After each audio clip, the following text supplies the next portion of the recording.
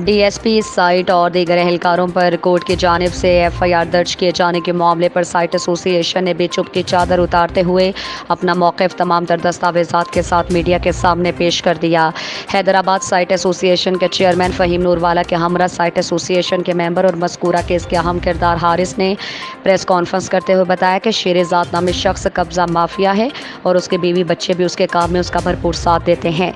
हारिस ने मीडिया के सामने अपने इंडस्ट्रियल प्लॉट के तमाम दस्तावेज़ात दिखाते हुए बताया कि शेर-ए-ज़ात नामी शख्स इससे पहले भी ब्लैकमेलिंग करके इससे 3 लाख रुपए हथिया चुका है, जिसकी वीडियो भी और तस्वीर भी मौजूद हैं। जबकि इससे पहले भी शेर-ए-ज़ात और उसकी बीवी पर एफआईआर मौजूद है, जिसमें उन्होंने हारिस से साबिक़ चेयरमैन राना नवीद की जानिब से मुसालहती कोशिश के बाद सुलहनामा किया था, जिसके बाद हारिस ने मज़कूरा एफआईआर वापस ली थी। ताहम शेर-ए-ज़ात ने इसी एफआईआर को बुनियाद बनाते हुए एक बार फिर 50 लाख की डिमांड बजरिया कोर्ट हार जाने की सूरत में उससे की और जब वहाँ से नाकामी हुई तो फिर उसे उच्चत कंडों पर उतर आया है और उसे प्लॉट पर तमाम तर कागजात और कब्जा होते हुए तामीरात नहीं करने दे रहा है, जबकि प्लॉट का असल मालिक कागजात और कब्जा होने के बावजूद हमें हिरासा कर रहा है। हारिस का कहना था कि कानून नाफिज करने वाले इदारे हमें इन कब्जा माफिया से तहफ़्फ़ुज़ फराहम करें। प्रेस कॉन्फ्रेंस में हारिस ने शेर-ए-ज़ात पर साबिक़ एफआईआर समेत उसकी जानिब से सुलहनामे और पैसे लेते हुए वीडियो भी दिखाई, जबकि मुख्तियार कार की जानिब से जारी किया गया लेटर भी दिखाया। बना के काफ़ी ज़्यादा लोग फैमिलीज़ के साथ ये वहाँ पे आके बैठ गया। जैसे ही मैं एंटर हुआ इसने मुझे हथियार दिखाया और मैं वहाँ से फ़रार हुआ, भाग के मैंने दोस्तों से मशवरा करके इसके ख़िलाफ़ एफआईआर कटवाई। एफआईआर नंबर 14 ये रही। एफआईआर कटवाने के बाद इसने मुझसे पैचअप के लिए out of the court settlement के लिए इसने मेरे से अप्रोच किया। इलाका मुअज़्ज़िज़ीन के साथ इसने मुझे अप्रोच किया, माफ़ी मांगी, बोला गलती हो गई, आइंदा नहीं करेंगे। मैंने इसको माफ़ किया। इसने एक हल्फनामा लिख के दिया जो कि इस एरिया के एक्स चेयरमैन राना नवीद साहब इसके अंदर गवाह मौजूद हैं, उनके सामने इसने माफ़ीनामा लिख के दिया और बोला मैं आइंदा ऐसी गलती नहीं करूँगा, अगर मैं करूँ तो आप कार्रवाई कर सकते हैं। इसके लिखने के बाद मैंने एफआईआर वापस ले ली। मैंने सोचा अब जब एक चीज़ हो गई है, ये वहाँ से उठ गया, तो मैंने बेफजूल में कार्रवाई कंटिन्यू करने की कोशिश नहीं की और अपनी एफआईआर वापस ले ली। एफआईआर वापस लेने के बाद इन्होंने किसी वकील साहब के साथ मिलके जनाब मलिक इरफान साहब के साथ, मलिक इरफान अवान साहब के साथ मिलके इन्होंने मुझे नोटिस भेजा कि आपने मेरे ख़िलाफ़ एक एफआईआर करवाई थी, उसका आप मुझे 50 लाख रुपए हर्जाना दें। मैंने इग्नोर कर दिया, इसको जवाब नहीं दिया। इन्होंने मेरे ख़िलाफ़ 2 पिटीशन डाली। एक जाली सनद लेके आए जो कि सनद मुख्तियार कार ने रद्द कर दी है। एक जाली सनद लेके आए और मेरे ख़िलाफ़ 2 पिटीशन इन्होंने दाखिल की जो कि मोअज़्ज़िज़ कोर्ट ने डिस्पोज ऑफ कर दी, जिसमें कोर्ट ने फ़ैसला किया कि भाई मेरे पास डॉक्यूमेंट मौजूद है और इनकी जो भी इन्होंने पिटीशन दी थी वो डिस्पोज ऑफ हो गई हैं।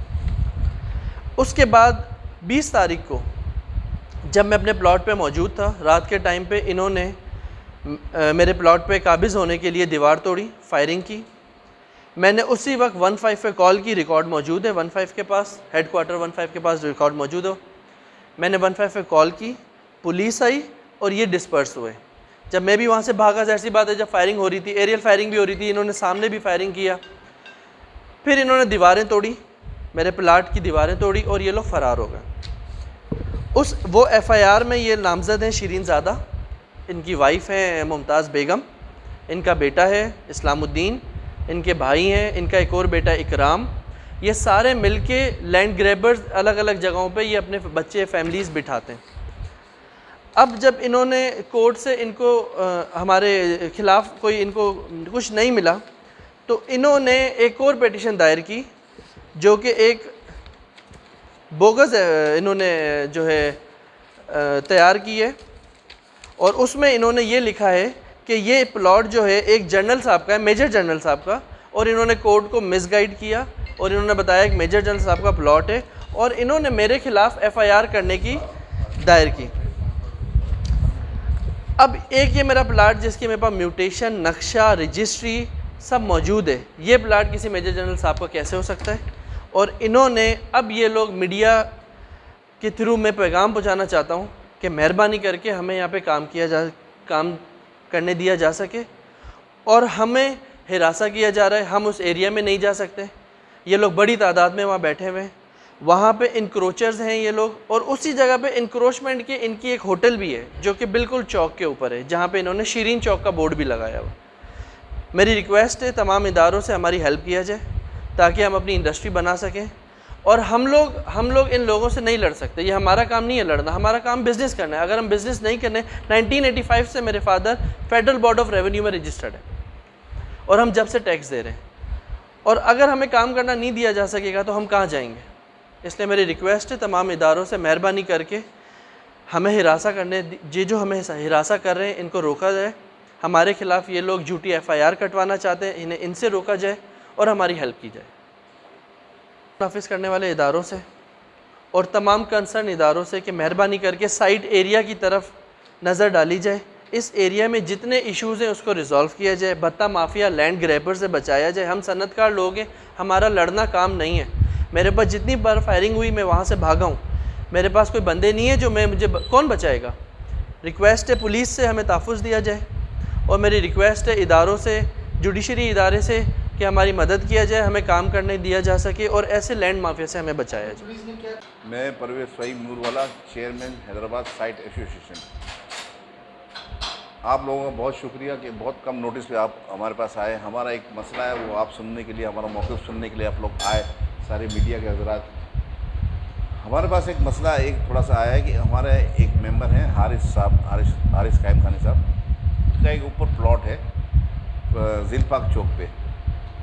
वो ये साइट लिमिटेड ने इनको अलॉट किया है, सारे डॉक्यूमेंट्स हैं जो हम आपको भी मुहैया कर रहे हैं, वो आप भी चेक कर लीजिए सब। लेकिन कुछ लोग सरपसंद अनासर जो है वो हमें हरासा कर रहे हैं, कब्ज़ा करना चाह रहे हैं। हम यहाँ पर ये साइट लिमिटेड का एरिया है, हम यहाँ सनत लगाना चाह रहे हैं, लोगों को रोज़गार फराहम करना चाह रहे हैं, लेकिन ये हमें काम करने नहीं दिया जा रहा है। तो एक इसकी जो मेहरबानी आप लोगों की कि हमें हमारी आवाज़ को उठाया जाए कि सनतें चलेंगी तो मुल्क चलेगा, सनत नहीं चलेगी तो मुल्क भी नहीं चलेगा। तो हम चाह रहे हैं कि सनतें चलें, लेकिन ये कुछ छोटे अनासिर हैं जो हमें तंग करते हैं, हरासा कर रहे हैं। तो हम हमारी आवाज़ आप आगे तक ले जाएं। जो मसला अभी पेश आया, हमारे हारिस भाई है, वो आपको सारी ब्रीफ हिस्ट्री बताएंगे कि इनके साथ क्या क्या हुआ है, फिर इसके बाद मैं बात करता हूँ। मोहम्मद हारिस कायम खानी है और मेरा एक प्लॉट है साइट लिमिटेड में, इंडस्ट्रियल प्लॉट है, जिसके डॉक्यूमेंट मुझे साइट ने अलॉट किए। मेरे पास बायोमेट्रिक ट्रांसफ़र है, म्यूटेशन है, साइट प्लान है, नक्शा है और सारी ड्राइंग अप्रूव के सारे चालान हैं। ये प्लॉट मेरा काफ़ी साल से खाली पड़ा हुआ है क्योंकि मेरी ऑलरेडी नीचे एक इंडस्ट्री है, एक्सटेंशन के लिए मैंने ये प्लॉट रखा हुआ है। 3 साल से जवाबदार वहाँ पे एक लैंड माफिया, लैंड ग्रैपर्स हैं जिनका नाम है शीरीन ज़ादा।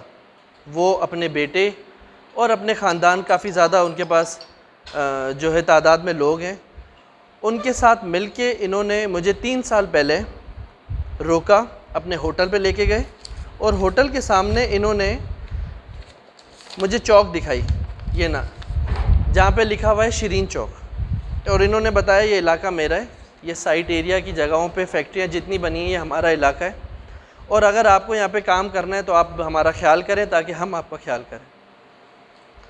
मैं मजबूरन मैंने इसको भत्ता दिया 3 लाख रुपए।